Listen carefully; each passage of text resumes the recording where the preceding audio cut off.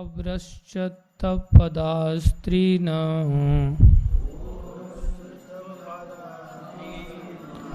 सौरभेय चतुष्पद मा भुवंस्त्वां दृशा राष्ट्रे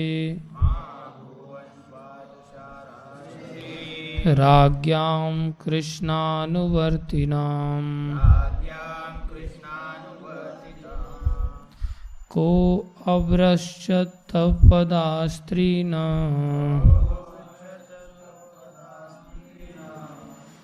सौरभेय चतुष्पद मा भुवंस्त्वादृशा राष्ट्रे राज्ञां कृष्णानुवर्तिनाम् को अभ्रश्चत्तपदास्त्रीन्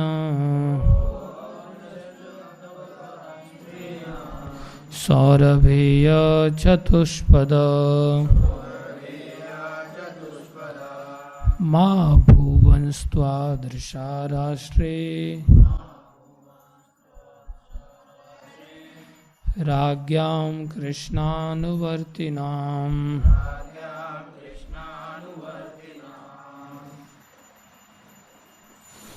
पढ़ो।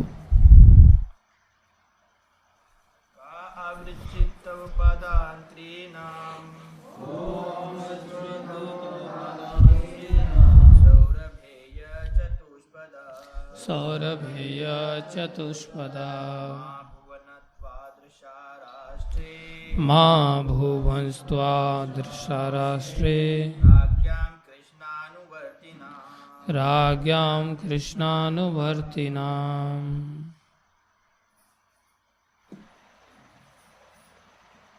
पढ़िए प्रभु। को अभ्रश्चत्तपदास्त्रीन् सौरभेय चतुष्पदा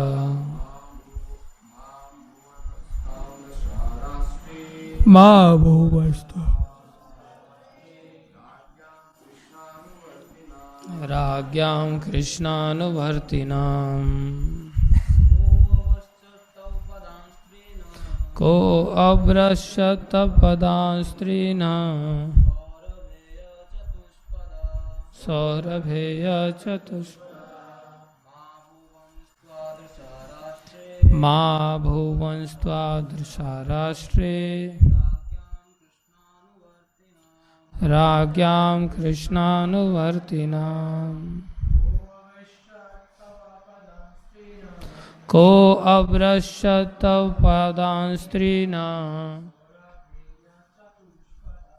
सौरभेय चतुष्पदा मा भुवंस्त्वां दृशा राष्ट्रे राज्ञां कृष्णानुवर्तिनाम्। माताएं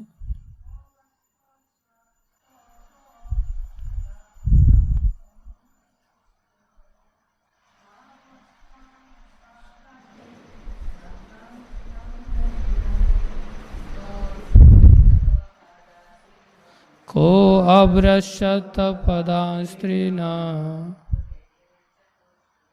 सौरभेय चतुष्पदा मा भुवंस्त्वादृशा राष्ट्रे राज्ञां कृष्णानुवर्तिनाम् को अभ्रश्चत्तपदास्त्रीन् सौरभेय चतुष्पदा मा भुवंस्त्वादृशा राष्ट्रे राज्ञां कृष्णानुवर्तिनाम्। शब्दार्थ कह वह कौन है? अभ्रश्चत काट लिया, तब तुम्हारे पादान पांवों को तीन सौरभे हे सुरभि पुत्र चतुपद चौपाए हो माँ कभी नहीं भुवन ऐसा हुआ है त्वादृशाः जैसे कि तुम हो राष्ट्रे राज्य में राज्ञाम राजाओं के कृष्ण अनुवर्तिनाम पूर्ण पुरुषोत्तम भगवान श्री कृष्ण के आदेशों का पालन करने वाले। अनुवाद उन्होंने अर्थात महाराज परीक्षित ने बैल को बारंबार संबोधित करते हुए इस तरह पूछा, हे सुरभि पुत्र, तुम्हारे 3 पांवों को किसने काट लिया है? उन राजाओं के राज्य में जो पूर्ण पुरुषोत्तम भगवान कृष्ण के नियमों की आज्ञाकारी हैं, तुम्हारे समान दुखी कोई नहीं है। तात्पर्य अर्चनीय वंदनीय प्रातः स्मरणीय जगतगुरु श्रील प्रभुपाद जी द्वारा श्रील प्रभुपाद की जय। समस्त राज्यों के राजाओं या प्रशासकों को भगवान कृष्ण की संहिताएं अर्थात सामान्यतया भगवत गीता तथा श्रीमद् भागवतम जाननी चाहिए और उन्हीं के अनुसार मनुष्य को जीवन के उद्देश्य की पूर्ति के लिए कर्म करना चाहिए, जिससे भौतिक जीवन के सारे कष्ट विनष्ट हो जाएं। जो मनुष्य भगवान कृष्ण की संहिताओं को जानता है उसे यह गति बिना कष्ट के मिल सकती है। भगवत गीता में संक्षेप में हम ईश्वर की संहिताएं समझ सकते हैं और श्रीमद् भागवत में उनकी विस्तृत व्याख्या हुई है। जिस राज्य में कृष्ण के आदेशों का पालन किया जाता है वहां कोई दुखी नहीं रहता। जहां ऐसा नहीं होता वहां प्रथम लक्षण यह है कि धर्म के प्रतिनिधि के 3 पांव कट जाते हैं। फिर कष्टों की झड़ी लग जाती है। तब कृष्ण साक्षात विद्यमान थे तो इन आदेशों का निसंदेह पालन होता था, किंतु उनकी अनुपस्थिति में ऐसे अंधे लोगों के लिए जो उच्च पद पर निहित हैं, श्रीमद् भागवत के पृष्ठों में उन्हें अंकित कर दिया गया है। ओम ज्ञानम तिमिरन्धस्य ज्ञानञ्जनशलाकया चक्षुरुन्मीलितं येन तस्मै श्री गुरुवे नमः। श्री चैतन्य मनोभीष्टं स्थापितं येन भूतले स्वयं रूप कदा मह्यं ददाति स्वपदान्तिकम्। वन्देऽहं श्रीगुरु श्रीयुतापदकमलं श्रीगुरुन् वैष्णवांश्च। श्रीरूपं साग्रजातं सहगना रघुनाथान्वितं तं सजीवं साद्वैतं सावधूतं परिजनसहितं कृष्णचैतन्यदेवं श्रीराधाकृष्णपदान् सहगन ललिता श्रीविशाखान्वितांश्च। हे कृष्ण करुणा सिंधो दीनबंधो जगतपते गोपेश गोपीकांत श्री राधाकांत नमस्तुते। तप्त कांचन गौरंगी राधे वृंदावनेश्वरी वृषभानुसुते देवी प्रणमामि हरिप्रिये। वाञ्छाकल्पतरुभ्यश्च कृपा सिन्धुभ्य एव च पतितानां पावनेभ्यो वैष्णवेभ्यो नमो नमः। जय श्री कृष्ण चैतन्य प्रभु नित्यानंदा, श्री अद्वैत गदाधर शिवासादि गौर भक्तवृंदा। हरे कृष्णा कृष्णा कृष्णा हरे हरे, हरे राम राम राम हरे हरे। हरे कृष्णा कृष्णा कृष्णा हरे हरे, हरे राम राम राम हरे हरे। हरे कृष्णा कृष्णा कृष्णा हरे हरे, हरे राम राम राम हरे हरे। गुरुवे गौरचंद्राय राधिकाय तदालये, कृष्णाय कृष्ण भक्ताय तद्भक्ताय नमो नमः।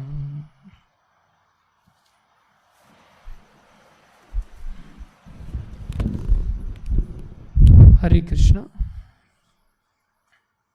आप सभी भक्तों का हार्दिक स्वागत है, अभिनंदन है।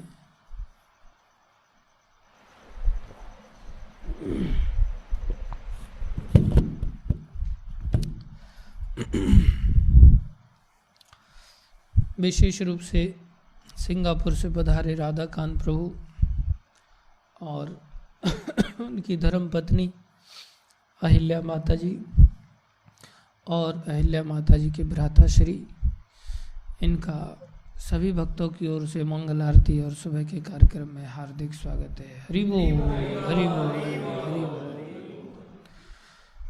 उत्तराखंड से मोहन जी भी पधारे हैं, इनका भी सभी भक्तों की ओर से मंगल आरती में हार्दिक अभिनंदन है। हरि बोल हरि बोल।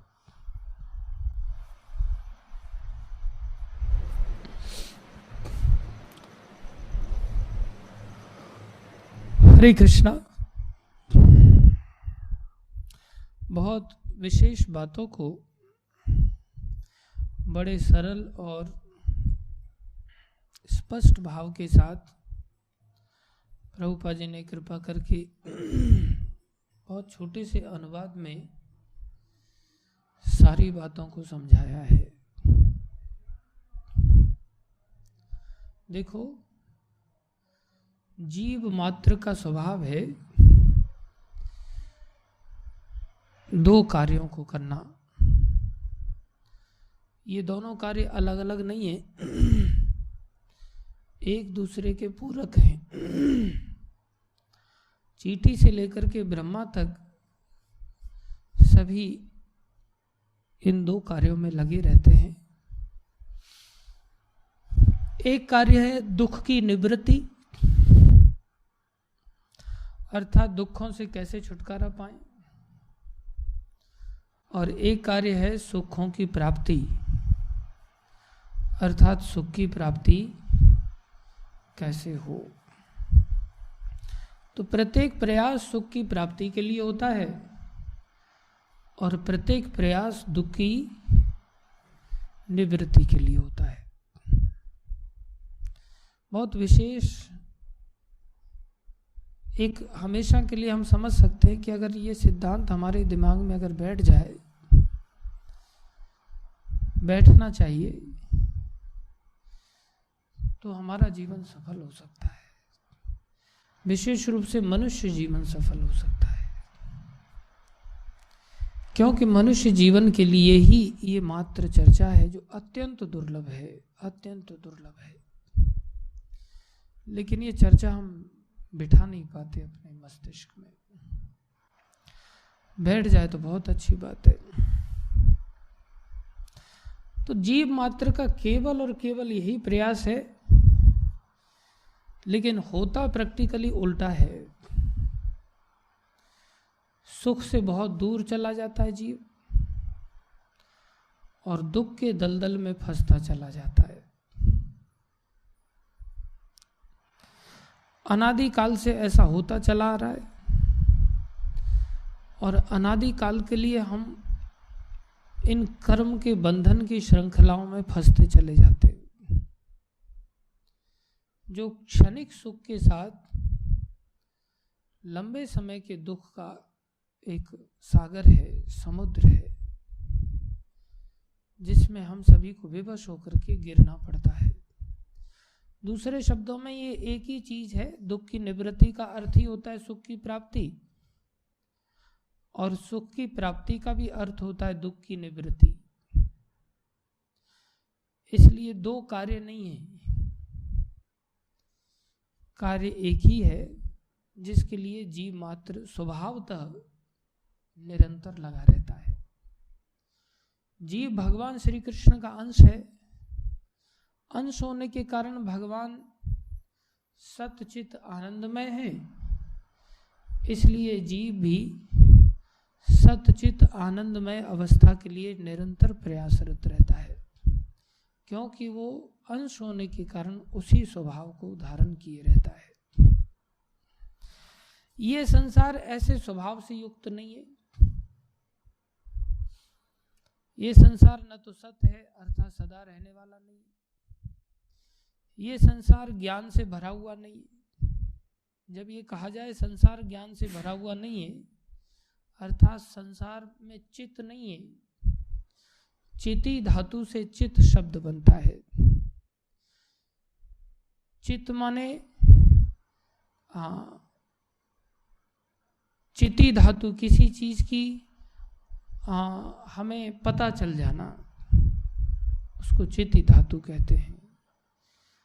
और चेती धातु मतलब चेतना से युक्त, उसको भी चित्त कहते हैं। वो चित्त कहलाता है जिसमें चेतना हो, जिसमें जागृति हो, वो चेती धातु है, एक चिति धातु है। तो चिति धातु जिससे पता चले किसी का, और चेती धातु मतलब जिससे हमारे अंदर चेतना आए, जागृति आए। अर्थात ज्ञान से चेतना भी आती है, जागृति भी आती है, ज्ञान से पता भी चलता है चीजों का। तो ये संसार प्रायः अज्ञान से भरा हुआ है। ये संसार दुखालय है, इसलिए संसार में सुख नहीं है, आनंद नहीं है। लेकिन जीव ऐसे स्वभाव का नहीं है। जीव कैसा है? सतचित आनंदमय स्वभाव का है, इसलिए जीव इसी का प्रयास यहाँ जीव को करना पड़ता है। जब संसार के बारे में ऐसा कहा जाता है तो इस तरह समझना चाहिए कि संसार में किसी भी वस्तु की सत्ता नहीं है। न मकान की सत्ता है, न नौकरी चाकरी की सत्ता है, न नाते रिश्तों की सत्ता है, न शरीर की सत्ता है। संसार में किसी भी चीज की सत्ता नहीं। जब ये कहा जाता है कि संसार में ज्ञान नहीं है अर्थात चित्त नहीं है, इसका अर्थ समझना चाहिए कि न संसार की किताबों में कोई ज्ञान है, न संसार में नाते रिश्तेदारों में ज्ञान है, अर्थात न मामा जी के पास ज्ञान है, न पिताजी के पास ज्ञान है, न माता के पास ज्ञान है, न संसार के तथाकथित टीचर्स में ज्ञान है। संसार में कहीं ज्ञान नहीं है। और जब ये कहा जा रहा है कि संसार में आनंद नहीं है, अर्थात सब जगह ही संसार में आनंद नहीं है। न तो रसगुल्ले में आनंद है, न पैसे में आनंद है, न प्रतिष्ठा में आनंद है, न विषय भोगों में आनंद है। वास्तव में कहीं भी आनंद नहीं है। ये हमें दिमाग में बिठाना होगा।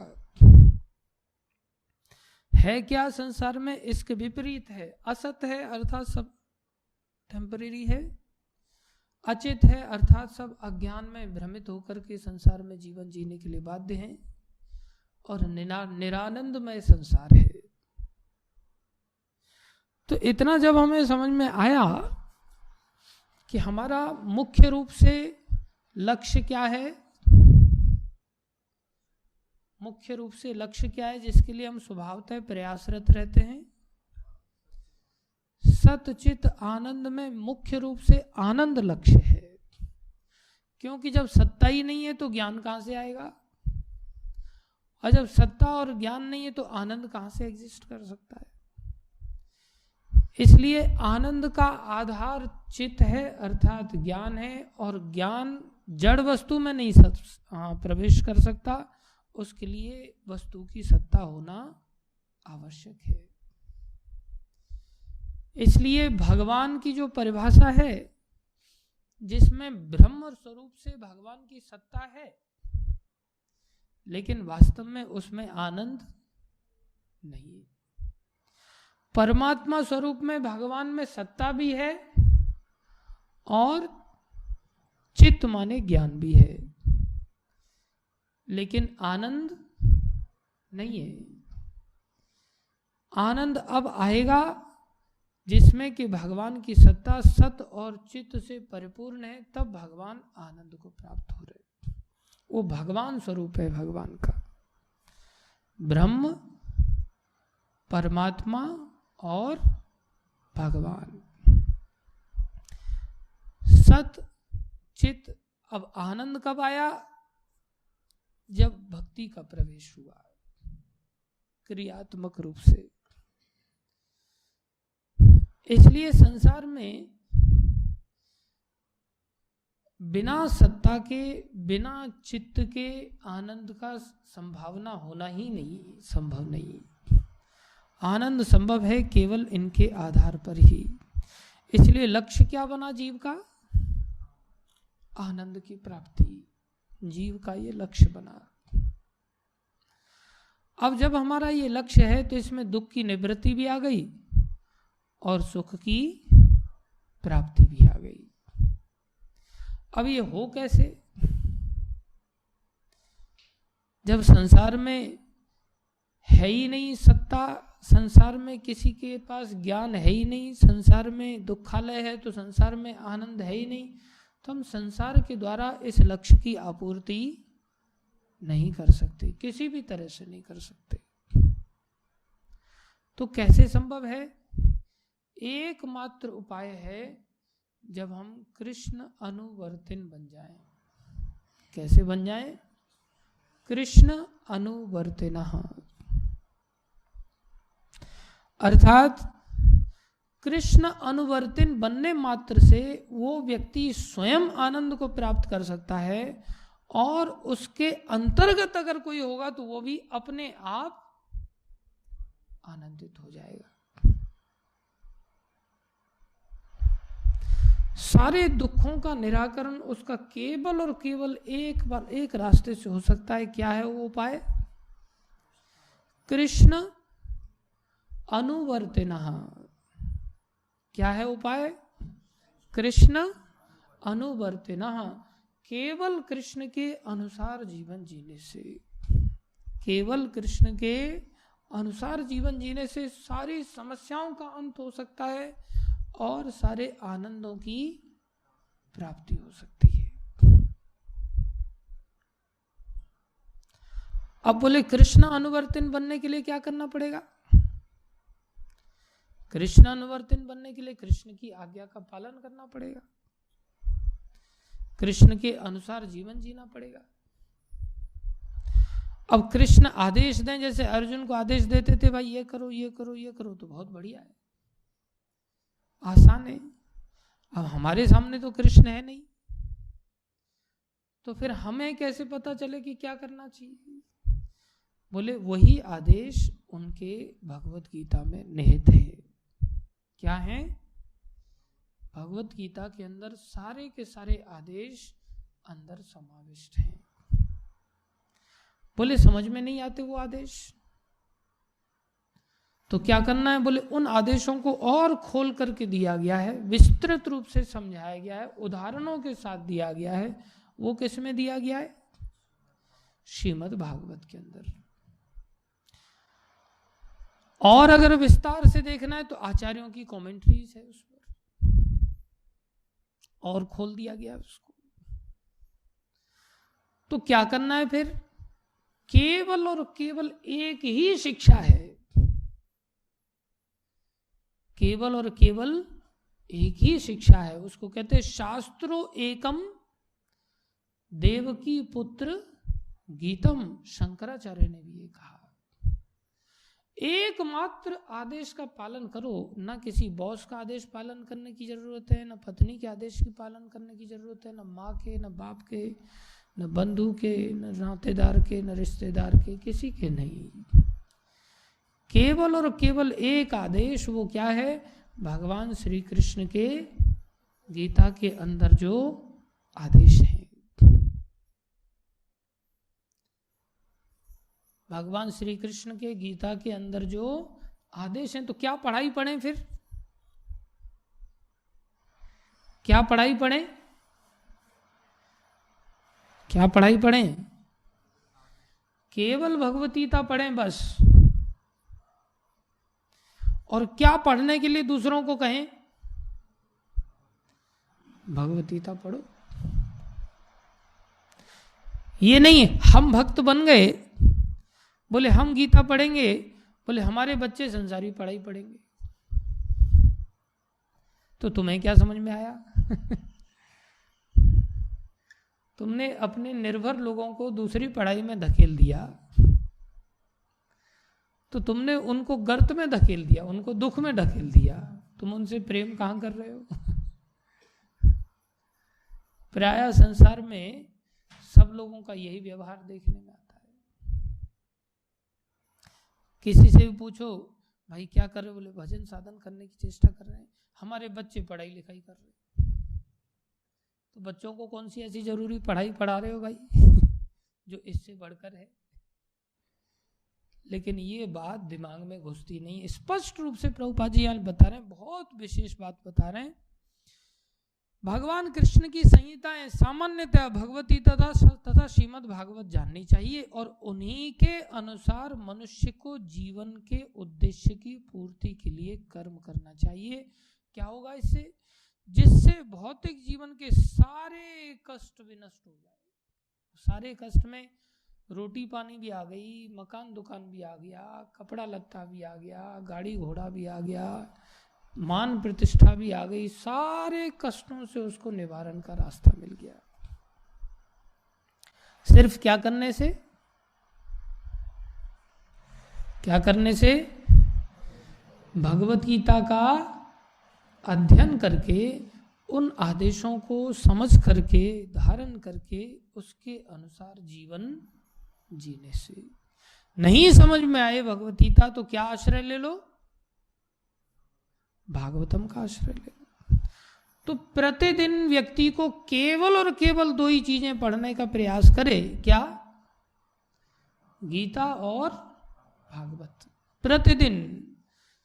तब संभावना है कि वो भगवान का अनुवर्तिन बन जाएगा, भगवान के आदेशों का पालन करेगा। अब कई बार हमें ये पता नहीं चलता कि भगवान के आदेश क्या हैं। 700 श्लोक हर व्यक्ति याद नहीं रख पाता, और किस समय में हमारे लिए कौन सा श्लोक काम कर रहा है, किस समय में कौन सा श्लोक हमारे लिए अभी आदेश के रूप में माना जाए। हर समय में हर श्लोक तो आदेश के रूप में हो नहीं सकता। 700 श्लोक दिए हैं तो कौन से आदेश को पालन करें? अगर किसी की याददाश्त नहीं है तो क्या करेगा बेचारा, भूलता रहता है। क्या उसको निर्णय लेना चाहिए? उस स्थिति में प्रिंसिपल को निकालना चाहिए। सारी गीता का प्रिंसिपल निकालो, निचोड़ निकाल लो पूरी तरह से। निचोड़ क्या है? भगवान क्या आदेश दे रहे हैं? भगवान कह रहे हैं यत करोषि। भगवान क्या कह रहे हैं? यत करोषि, जो कुछ भी करना है। जो कुछ भी करना मतलब जो कुछ भी में सब आ गया। कैसी विचित्र बात है। यत करोषि, यद अश्नासी, जो कुछ भी खाते हो, जो कुछ भी करते हो। यद जहोषि, यज्ञ आदि अर्थात सेक्रीफाइसेस करते हो। ददासी, यत दान धर्म करते हो। यद तपस्यासी, कोई तपस्या करते हो, कष्ट उठाते हो। कौन्तेय, हे कुंती पुत्र, इस प्रिंसिपल के साथ करो। तत्कुरुष मद अर्पणम, सब कुछ मेरे लिए ही करो। सब कुछ किसके लिए करो? मेरे लिए करो। जब तुम मेरे लिए करोगे तो तुम सत्कर्म या संसार के अच्छे कर्म तो पूजनीय तुम्हें बनाएंगे ही बनाएंगे, तुम्हारे दुष्कर्मों से भी तुम प्रभावित नहीं हो पाओगे यदि मुझे लक्ष्य करके करोगे तो। उदाहरण के रूप में शास्त्र बड़े पड़े हैं, बड़े सारे वैष्णवों का जीवन चरित्र कितना श्रेष्ठ रहा है क्रियात्मक रूप से। वो एक अलग डिपार्टमेंट का व्यक्तित्व बन गया, उसको आनंद ही आनंद प्राप्त होगा। कितने सारे वैष्णवों के चरित्र हैं जिनकी सीमा नहीं है, ऐसे ऐसे महान कार्य उन लोगों ने किए और वो पूजे जाते हैं। और ऐसे ऐसे कार्य भी किए हैं कि जो जघन्यता में देखा जाए तो उसकी भी सीमा नहीं।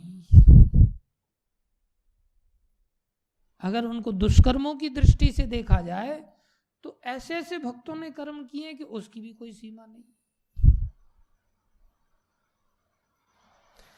अभी अगर पांडवों का चरित्र देखा जाए तो अनुज की अगर बहू के साथ अगर कोई संबंध स्थापित करता है तो अनुज की बहू बेटी के समान होती है। तो महाराज युधिष्ठिर ने अर्जुन की पत्नी द्रौपदी के साथ संबंध स्थापित किया। तो अगर दुष्कर्म की दृष्टि से देखा जाए तो आचार्य पद में ऐसा लिखते हैं सूरदास जी कि धर्म भी कांपने लग गया कि अब संसार का क्या होगा। ये लोग तो इतने अधर्मी बन गए। और यदि बड़े भाई की पत्नी के साथ संबंध स्थापित करता है तो बड़े भाई की पत्नी मां के समान होती है, तो कितना बड़ा पाप हो गया। नकुल सहदेव आदि वो बड़े भाई की पत्नी के साथ संबंध स्थापित कर रहे हैं और 5 पतियों के साथ विवाह किया गया द्रौपदी का। अब इसमें संसारी हिसाब किताब लगाओ, संसार की धर्म संहिताएं लगाओ, दिमाग घूम जाएगा। लेकिन आचार्य कहते हैं कि इन पांडवों का नाम मात्र लेने से व्यक्ति का धर्म बढ़ जाता है। नाम मात्र लेने से ना तो जघन्यता ने प्रभावित किया, ना ही तथाकथित पुण्यों ने प्रभावित करके, ऐसा नहीं कि ब्रह्मा बन गए या कोई संसार के इंद्र बन गए, चंद्र बन गए। भक्तों ने लात मार दिया इन सब चीजों को। भगवान कहते हैं मेरा भक्त संसार के किसी लोभ लालच में नहीं पड़ता। न धनम न जनम न सुंदरिम कविताम वा जगदीश कामये मम जन्मनि जन्मनि ईश्वरे। वेश्या के साथ संबंध बनाया जा सकता है, शास्त्र सिद्धांत है, लेकिन हरिदास ठाकुर ने वेश्या को भी तिरस्कृत कर दिया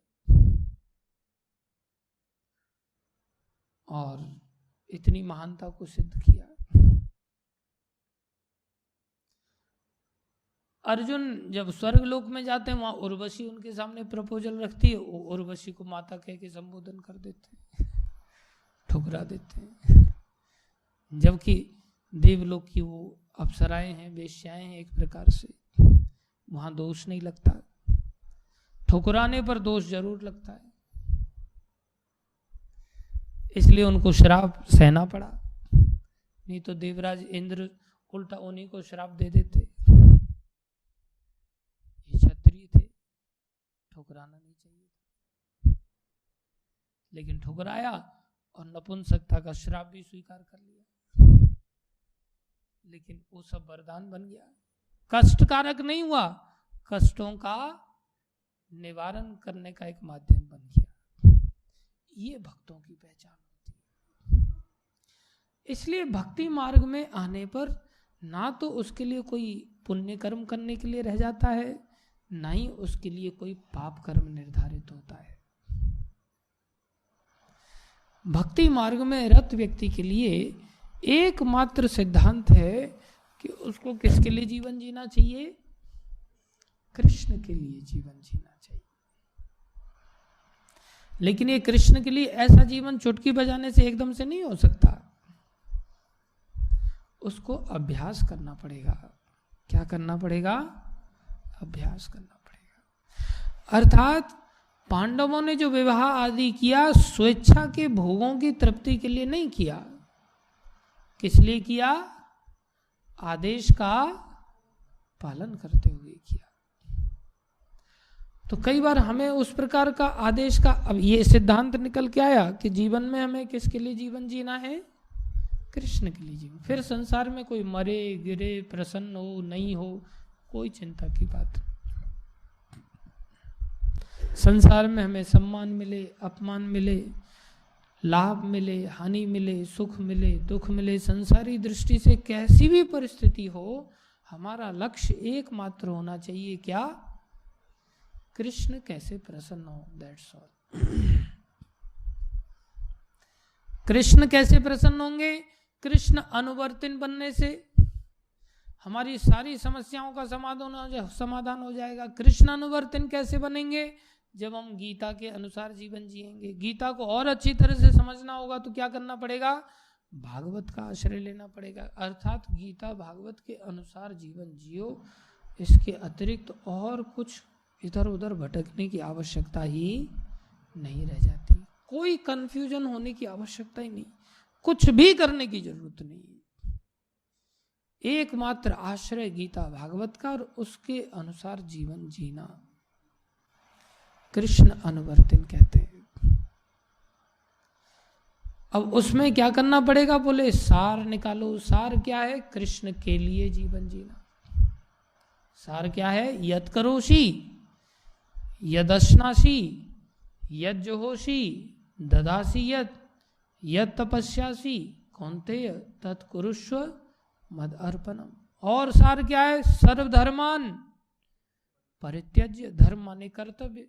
हमारे सारे पढ़ना कर्तव्य है, नौकरी करना कर्तव्य है, विवाह करना कर्तव्य है, संतान पैदा करना कर्तव्य है, संतान को पाल पोष करके बड़ा करना कर्तव्य है, संतान का विवाह आदि करना कर्तव्य है, फिर संतान के विवाह आदि होने के बाद नाते रिश्तों को निभाना कर्तव्य है, फिर इस प्रकार से बूढ़े होकर के बच्चे खिलाना कर्तव्य है, फिर बच्चों को पढ़ाना कर्तव्य है। ऐसे कर्तव्यों का अंत नहीं है। भगवान कह रहे हैं तुम सारे कर्तव्यों को छोड़ करके क्या करो? माम एकम शरणम व्रज। शरण में आए तो मतलब आदेश का पालन करो। मिलने के लिए आए तो सजेशन देंगे। कोई अगर किसी से मुलाकात करने के लिए आता है तो क्या करेगा? सजेशन देगा।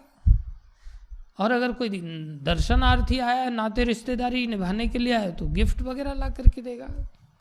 शरण में आए हो तो क्या करोगे?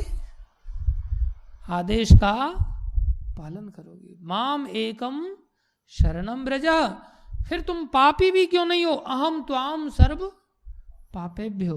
फिर तुम पुण्यात्मा भी क्यों नहीं हो? मैं क्या करूंगा? उभे सुकृत दुष्कृते बुद्धि युक्तो जहाति यह। तुम बुद्धि वाला काम जब भक्ति का करोगे तो तुम्हें सुकृत से भी मुक्त हो कर दिया जाएगा। अर्थात संसारी पुण्य भी तुम्हें प्रभावित नहीं करेंगे और दुष्कृतियां भी तुम्हें प्रभावित नहीं करेंगी। तुम इस बंधन से ही मुक्त हो जाओगे। और बेस्ट उपाय क्या है? किसी ने ना गीता पढ़ी है, ना भागवत पढ़ी है, ना ही प्रिंसिपल को डिराइव कर पा रहा हो, उसको भी तोड़ मरोड़ करके कई बार रिस्की हो जाता है जीवन में। और बेस्ट उपाय क्या है? जो कृष्ण अनुवर्तिन कोई वैष्णव है, कोई साधु है, कोई भक्त है, कोई गुरुजन है, बस उसके प्रति समर्पित हो जाओ। अब वो जो आदेश दे रहा है वो सब गीता का सार है। वो जो आदेश दे रहा है वो भागवत का सार है। वो जो आदेश दे रहा है वो सभी शास्त्रों का सार है। आपको कोई हेडक उठाने की जरूरत है ही नहीं। फिर वो सब चीजें संभालेगा। फिर जैसे यहाँ महाराज परीक्षित आश्वस्त कर रहे हैं एक प्रकार से और पूछ रहे हैं ऐसा कैसे संभव है कि तुम्हारे 3 पैरों के काटे जाने पर तुम इतने दुखी हो रहे हो, तुम्हारे तीनों पैर नहीं रहे, किस धूर्त ने काटे, जबकि तुम किसके द्वारा संरक्षित हो? मेरे जैसे शासक के द्वारा संरक्षित हो। मैं कैसा हूं? कृष्ण अनुवर्तिन हूं। मैं कैसा हूं? कृष्ण अनुवर्तिन हूं। कृष्ण अनुवर्तिन होने का अर्थ ही होता है कि जीव के सारे कष्टों का निवारण। जिसने प्रभुपाद जी का आश्रय स्वीकार किया उसके सारे कष्ट मिट गए। लेकिन कृष्ण अनुवर्तिन जो होते हैं, शासक जो होते हैं, राजा होते हैं या भक्त होते हैं, वो बड़े विनम्र होते हैं। वो अपने अनुगामी बनाने के लिए ऐसा नहीं सोचते डंडा लेकर के अपना अनुगामी बनाएंगे। वो विनम्रता पूर्वक लोगों को उपदेश करते हैं और प्यार से ये इनके इन प्रकारेण उनको अपना अनुगामी बनाने की चेष्टा करते हैं। उसमें ये नहीं सोचते कि मैं राजा बन जाऊंगा, मैं गुरु बन जाऊंगा, मैं बहुत शिक्षा गुरु बन जाऊंगा, दीक्षा गुरु बन जाऊंगा, इस प्रकार से मेरे को बहुत सम्मान मिलेगा, खाने पीने की सब आवश्यकताओं की पूर्ति होगी। ये लक्ष्य नहीं होता उनका। हरिदास ठाकुर के पास वो वेश्या आती, बोले मेरे को तो पता था, मैं जानबूझ करके यहाँ 3 दिन रुका और मैंने तुम्हें कहा भी तुम्हारी इच्छा की पूर्ति करूंगा मैं। और संसारी दृष्टि से देखा जाए तो कोई इनको वैष्णव कहेगा? फिर अगर वो वेश्या जाकर के किसी को बताए, वो तो मेरे को आश्वासन दिया उन्होंने कि मैं तुम्हारी इच्छा की पूर्ति करूंगा। बस थोड़ा सा जब पूरा हो जाए। तो उन्होंने क्या किया, 3 दिन तक उसको बिठा करके साथ में रखा, उसकी इच्छा अनुसार इतने नीचे स्तर पर आकर के व्यवहार कर रहे हैं। और व्यवहार करके क्या कर दिया, उसको बदल दिया, उसको अनुवर्तिन बना दिया और अनुवर्तिन बना करके चल पड़े। कोई आसक्ति नहीं, कोई रोना पीटना नहीं, कुछ नहीं, चल पड़े। और वो कृष्णानुवर्तिन बनते, उसके साथ क्या हुआ? जगह जगह मुंह मारती घूमती रहती थी, वो सब बंद हो गया, आत्मतुष्ट हो गई। उसको सिद्धांत बता दिया उन्होंने, सार तत्व बता दिया। कृष्ण के लिए कार्य करो, कृष्ण भजन करो, नाम और सार है, नाम जपने का विशेष रूप से आदेश है, तो भक्ति में लग जाओ। वो भक्ति करने लग गई। तो कृष्ण अनुवर्तिन बनाने से हरिदास ठाकुर ने अपने कष्ट मिटाए या उसके कष्ट मिटाए? उसके कष्ट मिटाए। नारद जी ने अपना अनुवर्तिन बनाया, ध्रुव महाराज को अपना अनुयायी बनाया, तो नारद जी को कोई दक्षिणा मिली? वो तो बालक सब छोड़ छाड़ करके रास्ते से जा रहा था। तो किसके कष्ट मिटे? ध्रुव महाराज के। अनुवर्तिन बनाया प्रहलाद जी को, तो किसके कष्ट मिटे? प्रहलाद जी के। प्रभुपाद जी तो कष्ट उठा करके गए अनुवर्तिन बनाने के लिए और सबके कष्ट मिट गए। तो ये और सहज हो जाता है कि कोई अगर व्यक्ति भागवत मिल जाए, क्या मिल जाए? व्यक्ति भागवत मिल जाए, जिसके जीवन में भागवत हो, जिसके जीवन में भगवतीता हो, जैसे प्रभुपाद जी साक्षात। इसलिए ऐसे आचार्यों का जब हम आश्रय लेते हैं, ऐसे आचार्यों की कमेंट्री का जब आश्रय लेते हैं, ऐसे आचार्यों का जब एक्सप्लेनेशन जीवन में धारण करते हैं, सारी समस्याओं का समाधान हो जाएगा। और ऐसा नहीं है कि वैष्णव लोग आज नहीं है, वैष्णव लोग आज भी विद्यमान है, आज भी विद्यमान है और अद्भुत रीति से काम करते हैं। ऐसी ऐसी आश्चर्यजनक क्रियाएं करते हैं, हम सब जीवों के लिए कष्ट उठाते हैं। दो भक्तों में झगड़ा हो जाता है, अब भक्त दोनों ही भगवान के प्रसन्न करने के लिए प्रयासरत हैं, तो भगवान क्या करते हैं, उन दोनों भक्तों के बीच में आकर के दोनों को मेल मिलाप करवाते हैं। कौन करते हैं ऐसा? कौन करते हैं ऐसा? भगवान करते हैं। दो भक्तों के बीच में आकर के ऐसा कुछ प्रयास करते कि दोनों का मेल मिलाप हो जाए। जैसे जय विजय और चार कुमारों के बीच में झगड़ा हो गया, भगवान आए और मेल मिलाप कराया। आज मैं सुबह सुबह सपना देख रहा था, तो मैंने महाराज को देखा कि महाराज एक आराधना कर रहे हैं, एक अनुष्ठान कर रहे हैं उसमें, और अनुष्ठान इसलिए कर रहे हैं कि इन दो भक्तों में जो झगड़ा हो गया है, ये दो भक्तों का झगड़ा समाप्त हो जाए और दोनों भक्त एक दूसरे से प्रेम के साथ गले मिल के रहें। और मैंने देखा वो दोनों भक्त गले मिल रहे हैं। फिर महाराज के कमरे में जाकर के देखा तो पूछा क्या कर रहे हैं? बोले महाराज भरत मिलाप का कुछ अनुष्ठान कर रहे हैं, जिससे मिलाप हो जाए भक्तों का। और वो परिणाम दिखाई दे रहा है। तो ऐसा नहीं है कि भगवान के भक्त लोग विद्यमान नहीं है। आज भी भगवान के भक्त लोग भगवान के उन कार्यों को करते हैं और हमारे सारे कष्टों को मिटा देते हैं। सबसे बड़ा कष्ट तो वैष्णव अपराध से जनरेट होता है। बाकी सब अनर्थ कष्ट की जड़ है, चाहे वो पाप जनित अनर्थ है, पुण्य जनित अनर्थ है, भक्ति जनित अनर्थ है या अपराध जनित अनर्थ है। ये सब वैष्णवी कर सकते हैं। इसलिए वैष्णव का जीवन बड़ा अद्भुत होता है। हमें ये किन प्रकार वैष्णव आश्रय लेना चाहिए, भागवत का आश्रय लेना चाहिए, गीता का आश्रय लेना चाहिए। इसी आश्रय के अतिरिक्त दूसरा इधर उधर कोई आश्रय बुद्धि रखता है, उसके जीवन में क्या होगा? प्रभुपाद जी यहाँ लिखते हैं, जो मनुष्य कृष्ण की संहिताओं को जानता है उसे यह गति बिना कष्ट के मिल सकती है। भगवत गीता में संक्षेप में ईश्वर की संहिताएं हम समझ सकते हैं और भागवत विस्तृत व्याख्या है, लेकिन आगे बहुत बड़ी बात बता रहे हैं। क्या कह रहे हैं? जहां ऐसा नहीं होता, जहां ऐसा नहीं होता वहां प्रथम लक्षण यह है सबसे पहली शुरुआत वहां यह होती है कि धर्म के प्रतिनिधि के 3 पांव कट जाते हैं। और 3 पांव कटे नहीं कि क्या हुआ? फिर कष्टों की झड़ी लग जाती है। फिर कष्टों की झड़ी लग जाती है। एक हमारे शिक्षा गुरु हैं, उन्होंने मेरे को कहा कि सिर्फ एक चीज का ध्यान रखना कि गीता भागवत का पाठ नहीं रुकना चाहिए।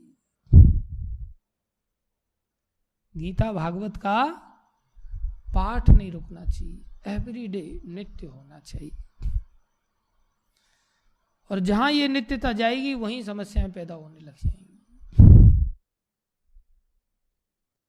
इसलिए व्यक्तिगत और सामूहिक रूप से प्रभुपाद जी ने इसी सिद्धांत को पकड़ के सारे संसार को हिला दिया। कोई आदमी नहीं भी होता था तो भी प्रभुपाद जी के गुरु जी ने कहा था दीवारों के भी कान होते। प्रभुपाद जी अकेले ही क्लास लेते थे। अब हम क्या सोचते, कोई आया ही नहीं सुनने के लिए। अब मैं सोचा क्या क्लास लेना, आए या ना आए प्रयास करना चाहिए गीता भागवत का आश्रय लेने। कुछ नहीं तो हम किसी के लिए थोड़ी समझाएंगे, पढ़ तो लें खुद से, वही हमारा पाठ हो गया।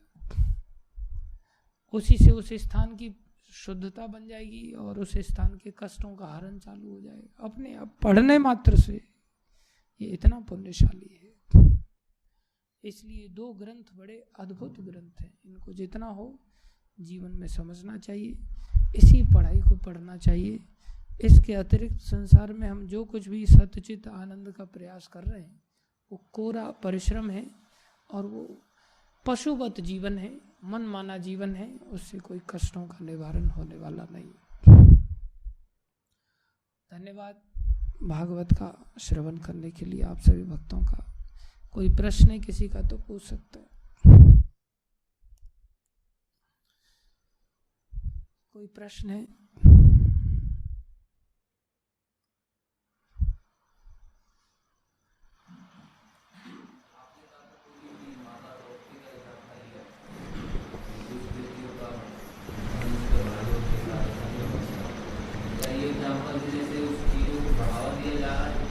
बढ़ावा नहीं दिया जा रहा है उस चीज को।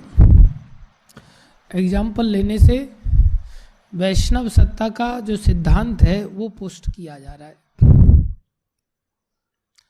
उसको बढ़ावा कोई गुरु आदेश दे करके फिर तो दे देगा। उस सिद्धांत को निकाला जा रहा है कि वहां से हमें क्या सीख लेनी चाहिए। पुण्यों की पराकाष्ठा के भी उदाहरण दिए गए, महाराज शिवी आदि के अनेकों उदाहरण हैं, और पापों के भी पराकाष्ठा के उदाहरण दिए गए।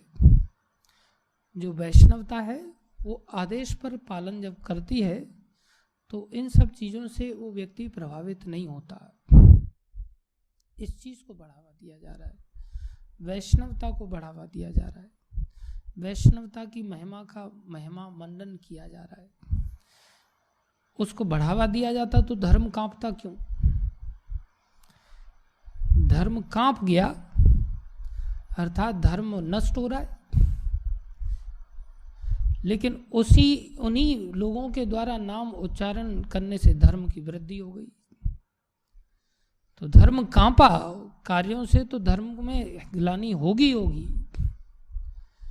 लेकिन दूसरी ओर धर्म की वृद्धि हुई, अर्थात वैष्णवता इतनी श्रेष्ठ है कि ये पुण्यों से बढ़कर है और पापों से परे की चीज है। पुण्य से भी परे है और पापों से परे है। वो व्यक्ति पाप अपनी इच्छा से करता है तो भ्रष्ट माना जाता, लेकिन यहां जो उन्होंने ये कार्य किया, उन्होंने आदेश पर कार्य किया। उनका लक्ष्य उस समय अपनी इंद्रियों की तृप्ति करना नहीं था। बाह्य दृष्टि से कार्य बहुत घिनौना है, लेकिन आंतरिक दृष्टि से वो आदेश पर उन्होंने ऐसा किया।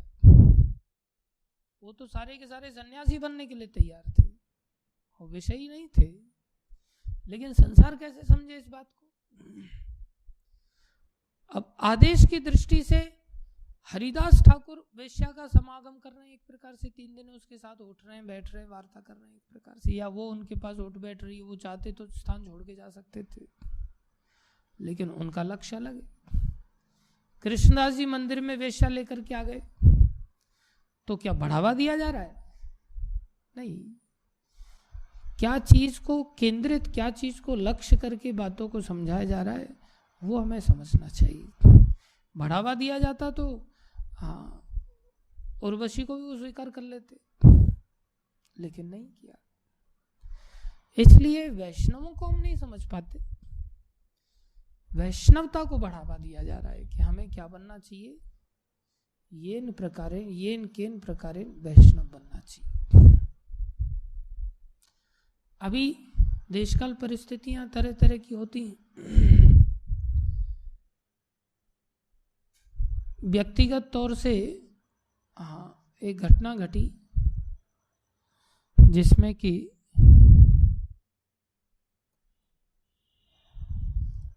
कहना पड़ रहा है, जब तुम प्रश्न कर रहे हो, तो मॉरिशस में हम महाराज के साथ में थे।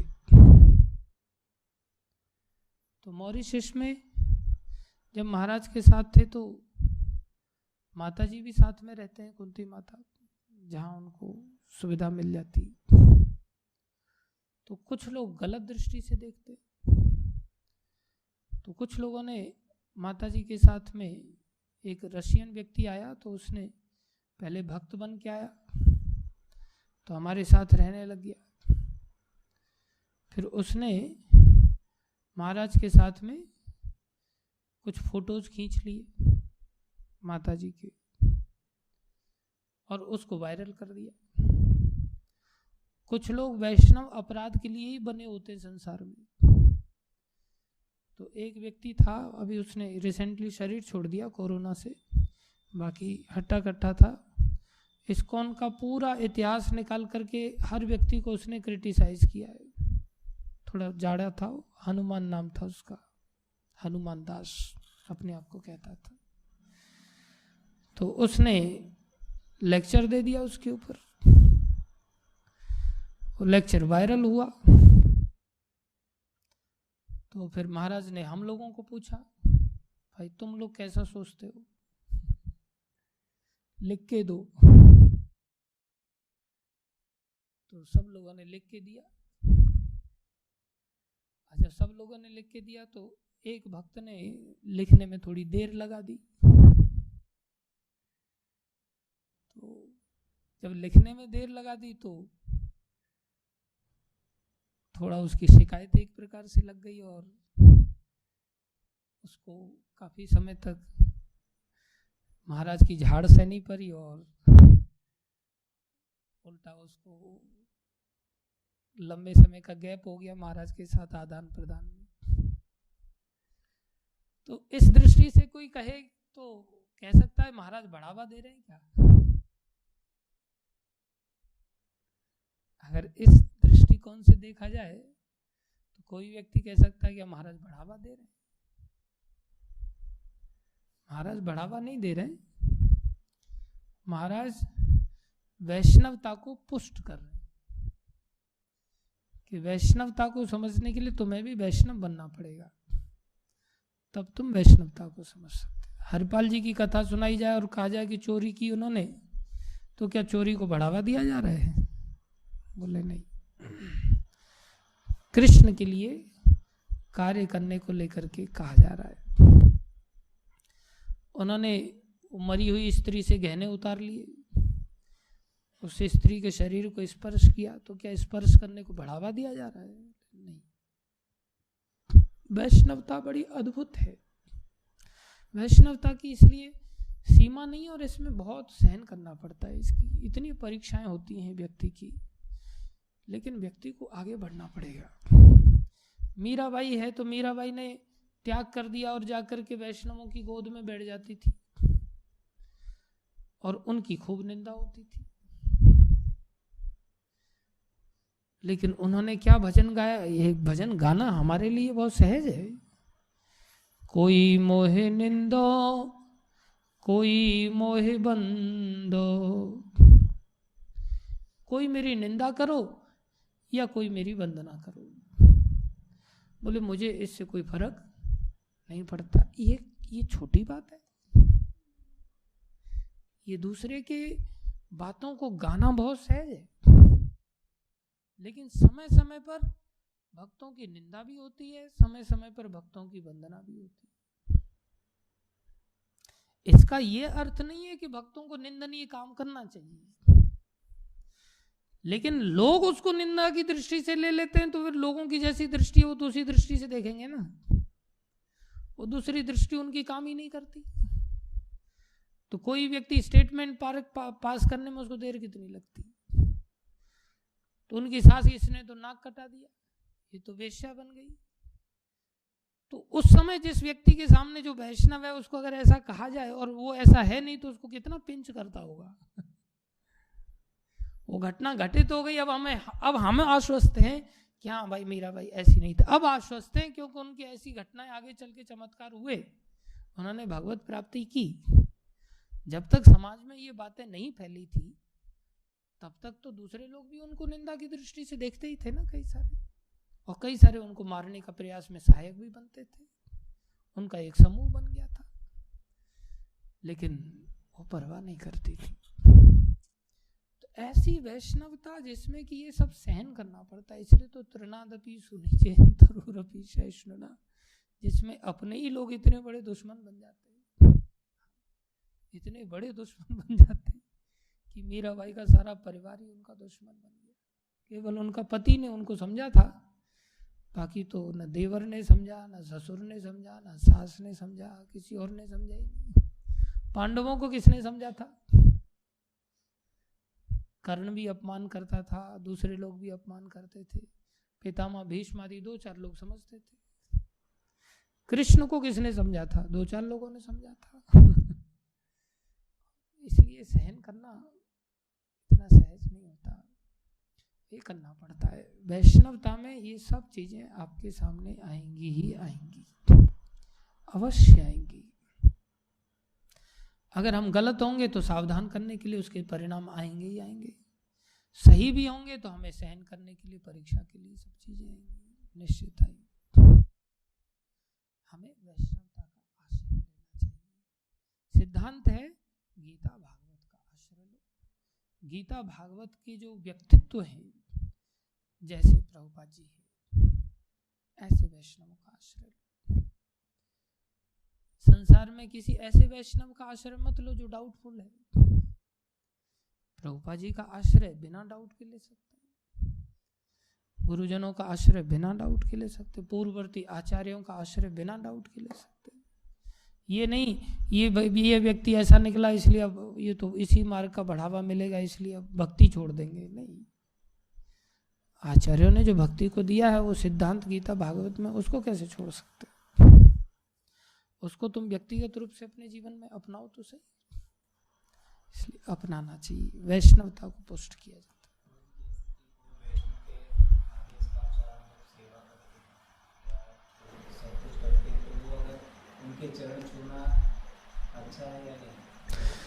अगर वो चरण छूने की अनुमति देते हैं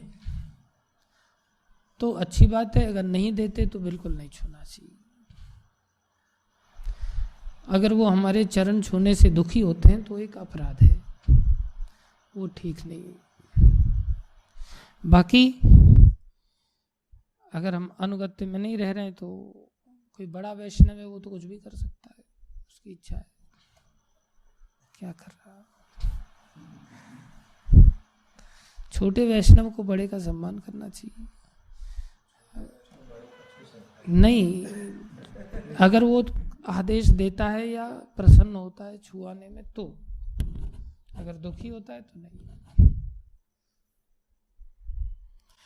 बड़ा वैष्णव छोटे को भक्त बनाने के लिए पैर छू सकता है, उसको दंडवत कर सकता है, उसको सब कुछ कर सकता है, उसको सुधारने के लिए।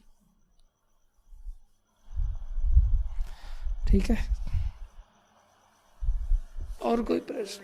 थप्पड़ भी मार सकता है, पैर भी छू सकता है, प्रणाम भी कर सकता है, निकाल के बाहर भी खड़ा कर सकता है, कुछ भी कर सकता है। और कोई प्रश्न है किसी का?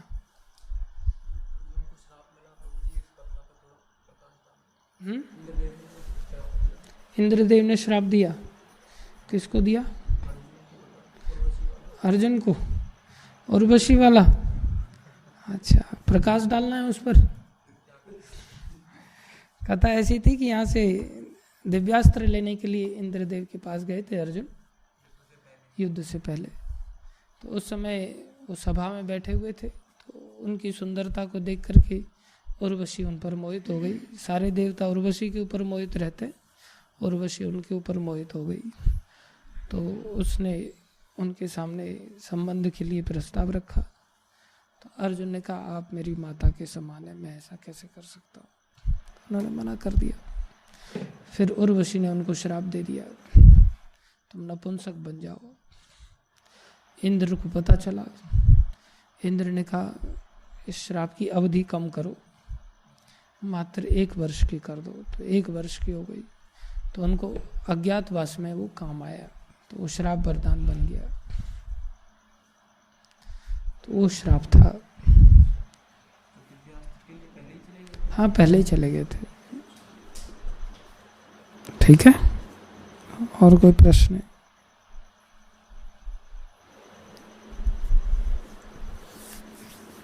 भागवत महापुराण की जय, श्रील प्रभुपाद की जय, श्री गुरु महाराज की जय।